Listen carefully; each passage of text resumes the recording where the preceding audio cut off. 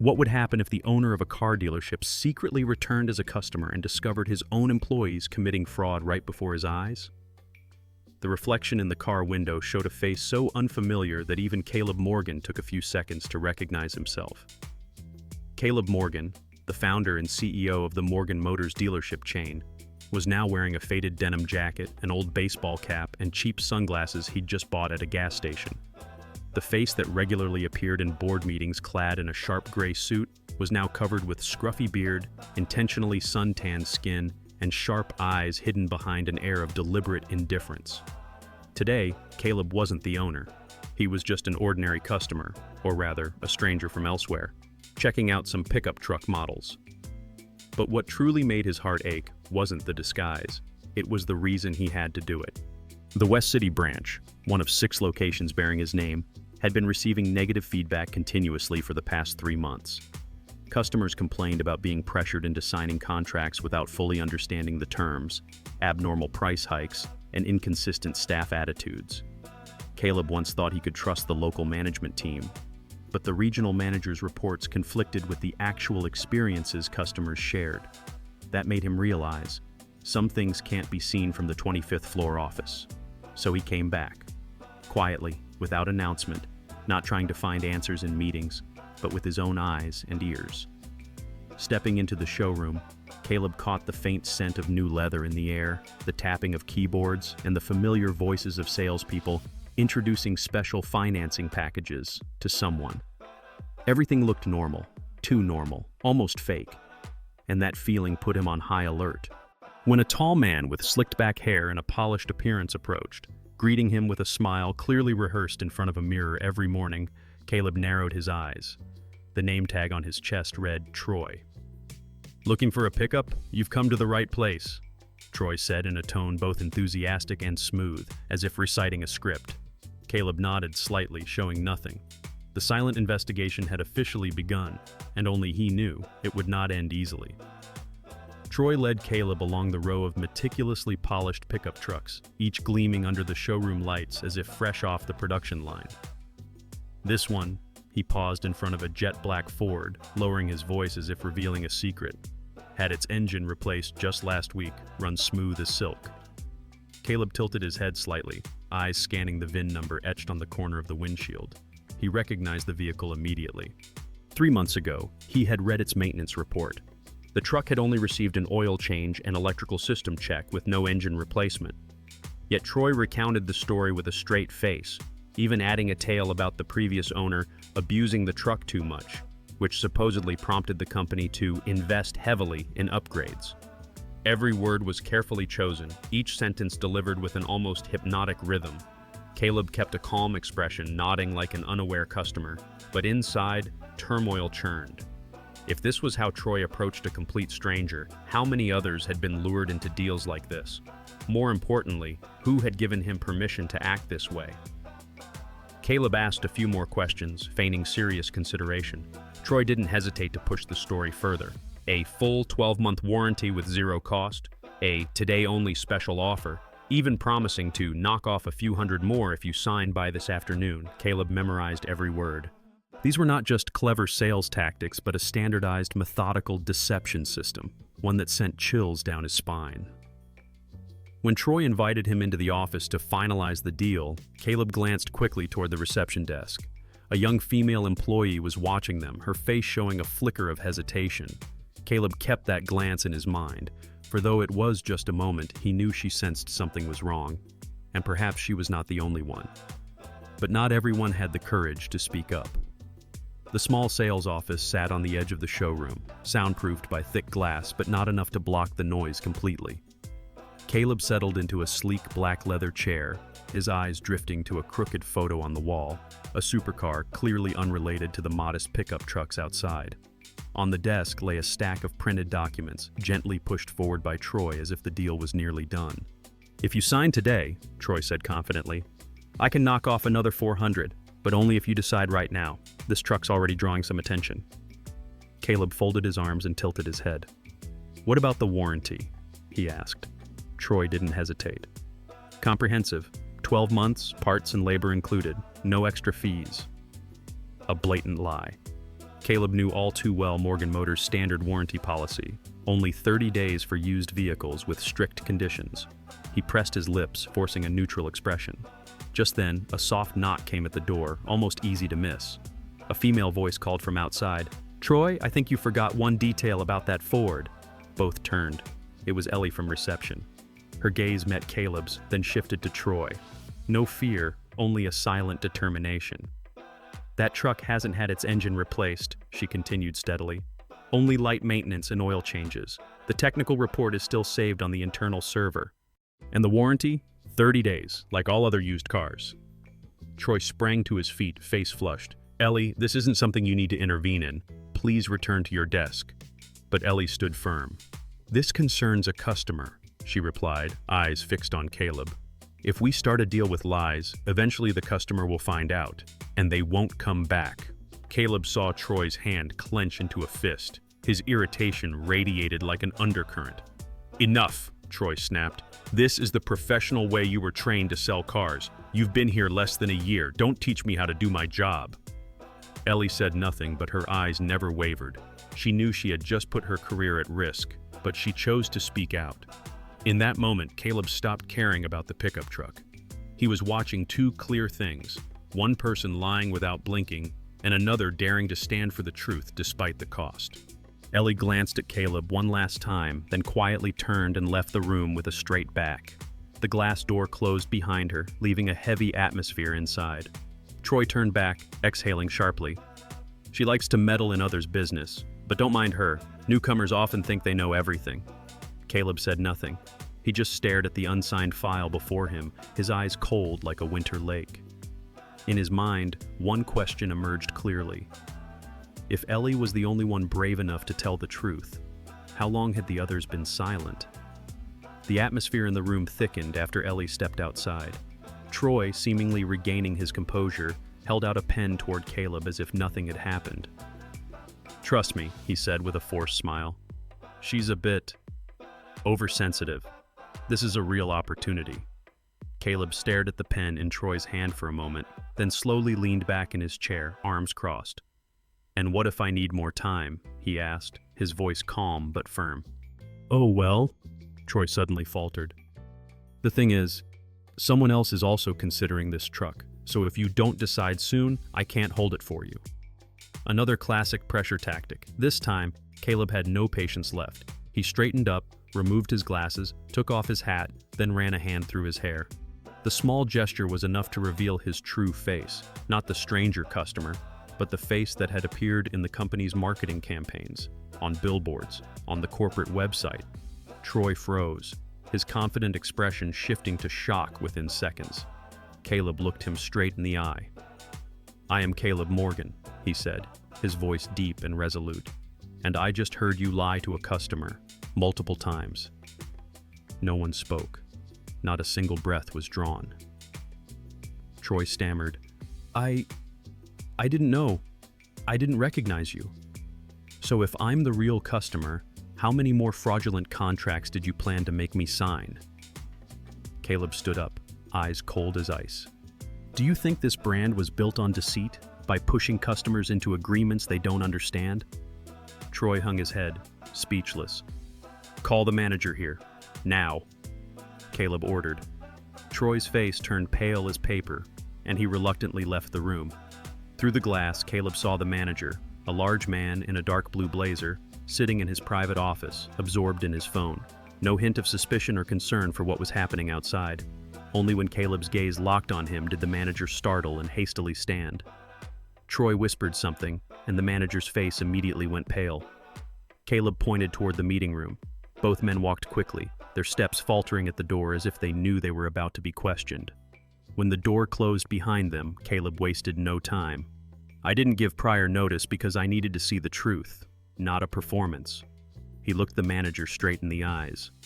"And the truth is, your employees blatantly lied about the truck, the warranty, and pressured customers into opaque contracts, right under your nose."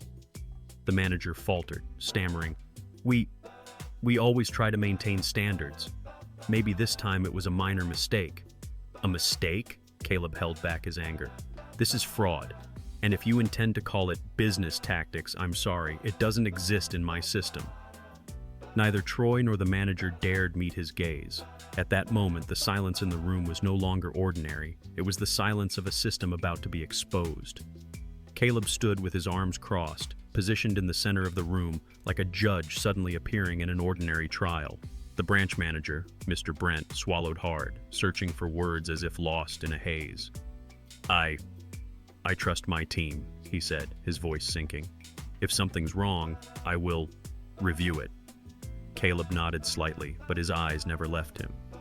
Review? He repeated evenly. He lied to me at least 3 times within 10 minutes. I haven't even mentioned my real name, yet no one in this system intervened except a young woman, the only one brave enough to speak up. Brent glanced toward the glass door, where Ellie sat at the reception desk, her fingers rapidly typing as if trying to forget the recent confrontation. She's been here less than a year, he mumbled. She doesn't fully understand how the system operates. No, Caleb said, his tone hardening. She understands better than anyone else here. And if honesty is the thing not yet in the system, then the problem isn't with the employees, it's with the leadership. The atmosphere in the room seemed to sag. Troy sat silently, hands clasped, head bowed so low his neck was hidden. Brent tried to argue, but every word seemed to fall into meaningless void. We don't encourage dishonesty, he said quietly, but we can't control everything. Revenue pressure targets, sometimes they have to be flexible. Caleb crossed his arms tighter. And your flexible means looking the other way? He paced around the small room. I don't need supervisors. I need leaders. People who dare to stop wrongs when they're still vague whispers, not sit silently waiting until customers threaten lawsuits to act. Brent sighed, shoulders slumping. I know this system has problems, but it didn't start with me. Maybe, Caleb nodded, but today, it ends with you. He stopped, his eyes no longer angry but filled with deep disappointment. I'm giving you one chance only. If you truly want change, prove it with action. Otherwise, I will find someone to replace you. Brent nodded slowly as if signing his own sentence. Outside, the world went on.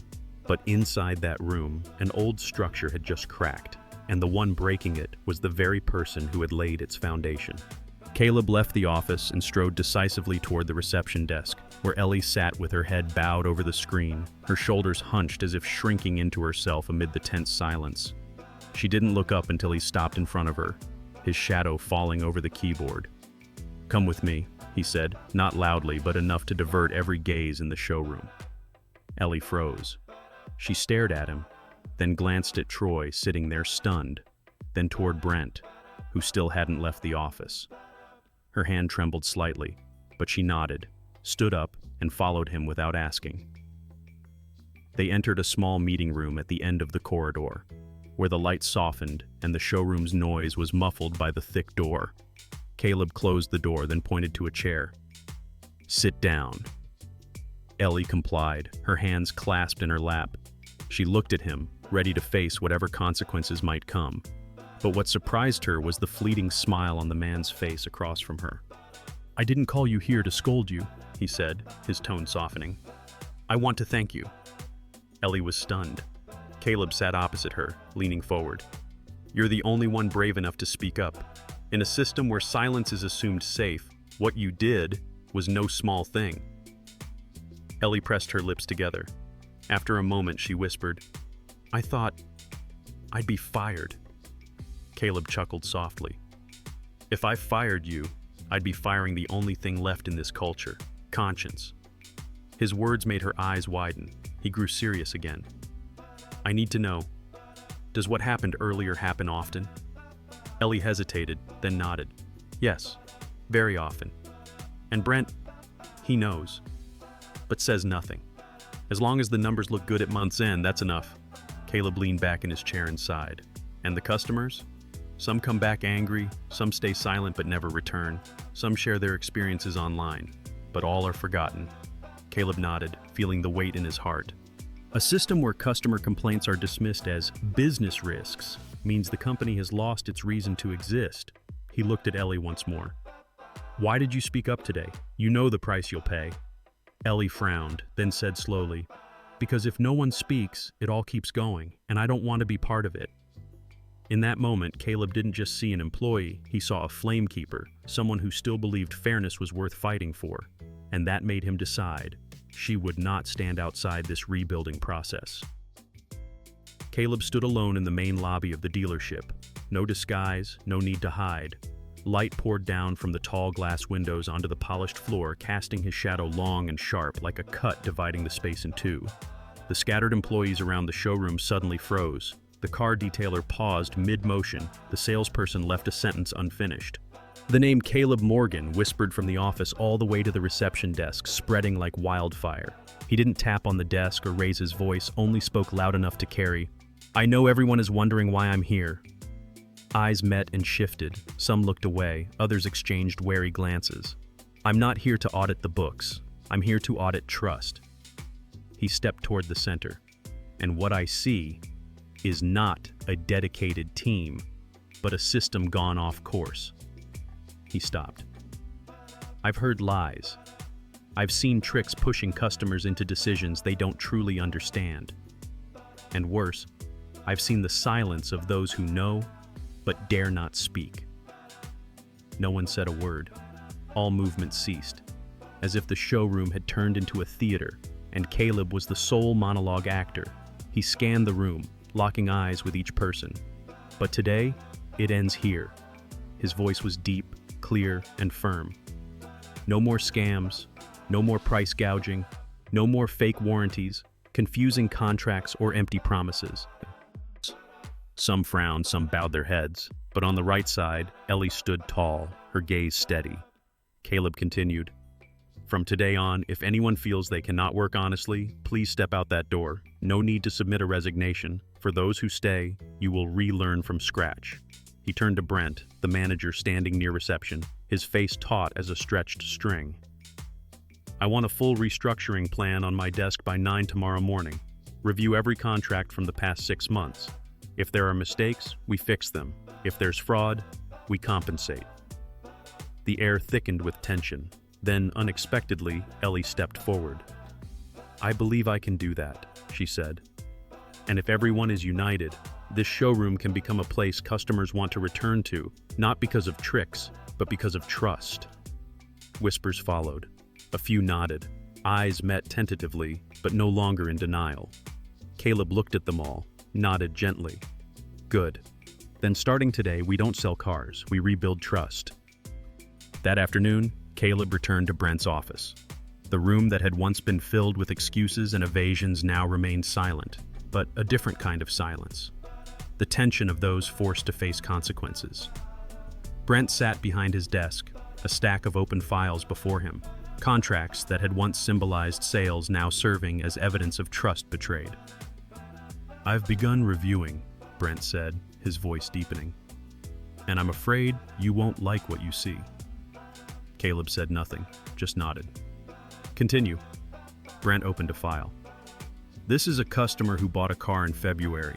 On paper, the SUV was sold as Morgan certified used, but no inspection report was ever submitted.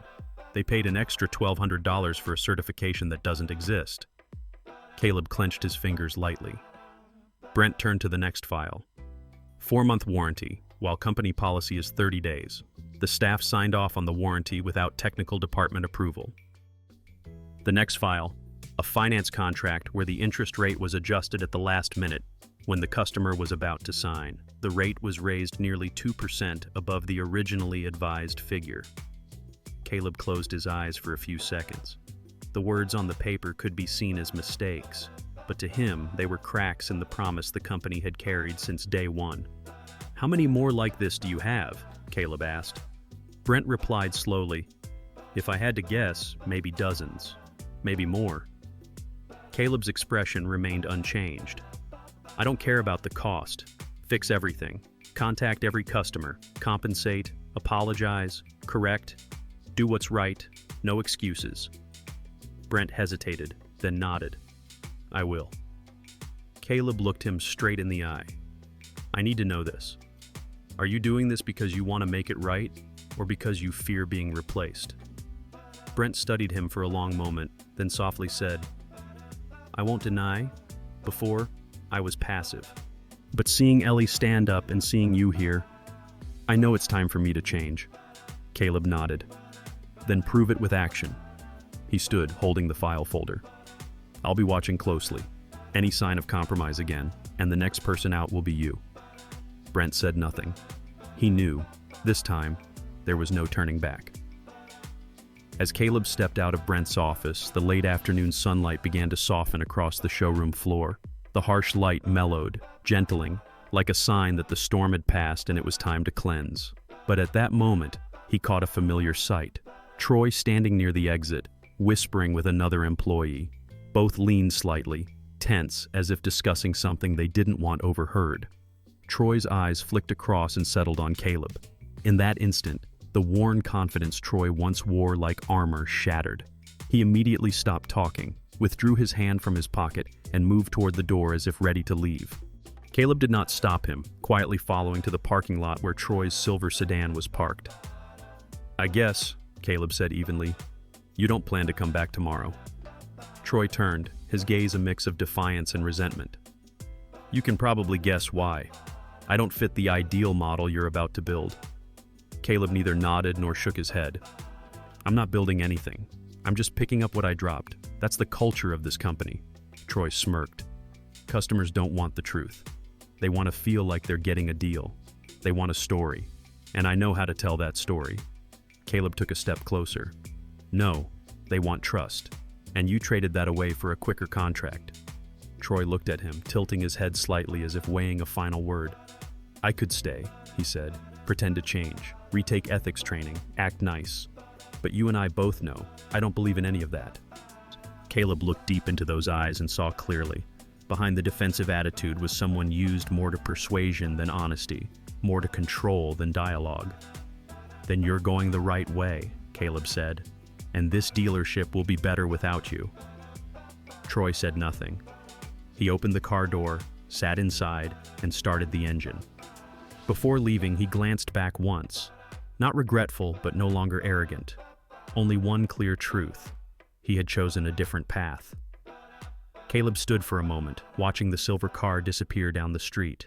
No anger, only a quiet sadness, for a man once gifted but lacking the integrity to use it rightly. Returning to the showroom, Ellie stood at the reception desk. She didn't ask, nor need to know what had just happened. The slight nod exchanged between them said enough.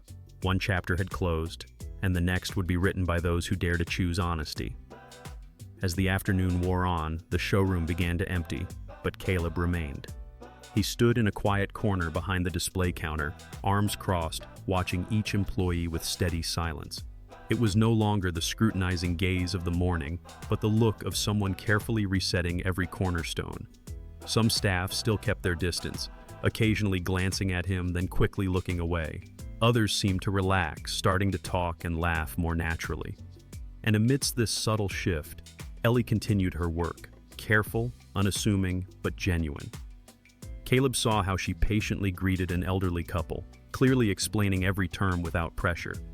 When they asked about the maintenance history of an SUV, she didn't hesitate but pulled up the computer, printed the full record, and handed it to them. He smiled, not because she was doing things right, but because she did so willingly. That was what this showroom had been missing for so long, honesty born from within.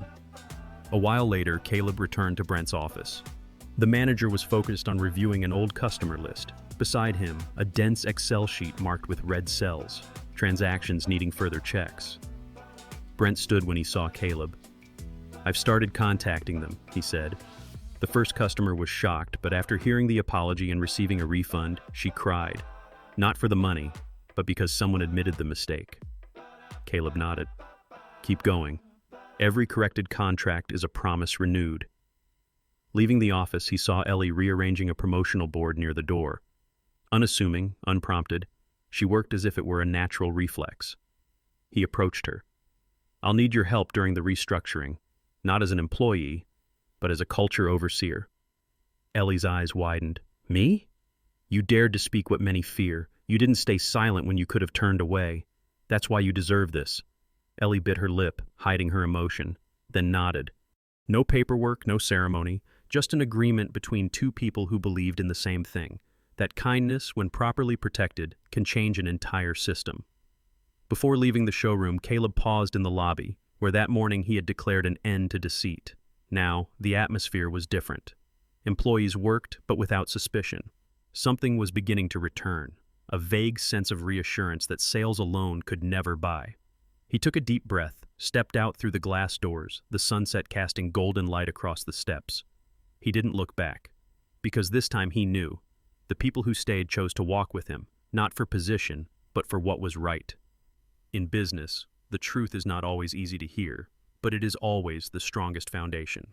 Caleb didn't just deal with a wrongdoing employee, he raised a deeper question. Should corporate culture be built on achievements or values? If you believe honesty is non-negotiable, please like this video, subscribe to avoid missing inspiring stories of rebuilding, and leave a comment with the phrase "choose truth" if you agree that lasting change always starts with doing what's right.